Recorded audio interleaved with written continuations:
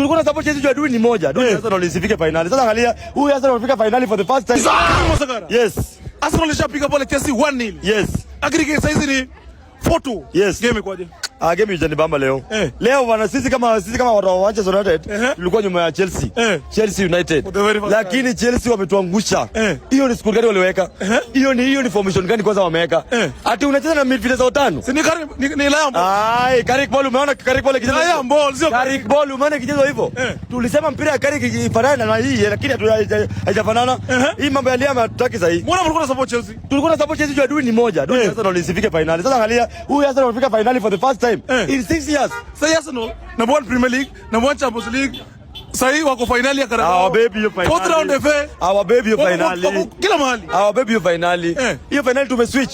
Sasa tuko kwa ndugu yetu. Manchester brother. Tuko na ndugu yetu sasa, ule ndugu yetu real. Unajua hapa tulikuwa tumekwama kidogo hapa. Juu ya adui ilikuwa tu mmoja. Lakini sasa tunakuja kwa ndugu yetu Manchester City. Yes. Hapo finali. What have been your most disappointing moments of this game?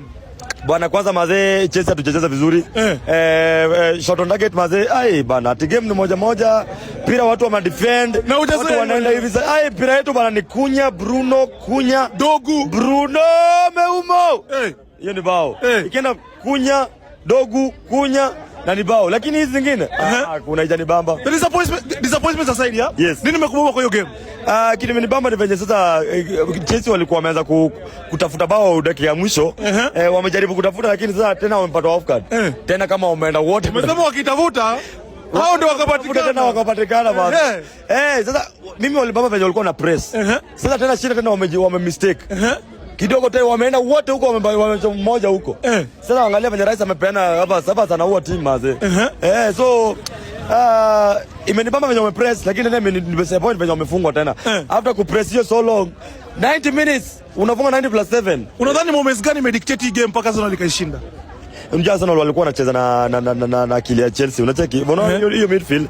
Hiyo midfield walikuwa wanataka hata wao pia wa old game. Unacheki? Walikuwa tunao wanataka kumanage hata first half wenyewe walikuwa na Keseda alikuwa. Walikuwa ndio. Nasema Arsenal walikuwa wanataka kumanage two game. Hiyo walikuwa na upper hand. Already walikuwa na 1 goal deficit. Unacheki?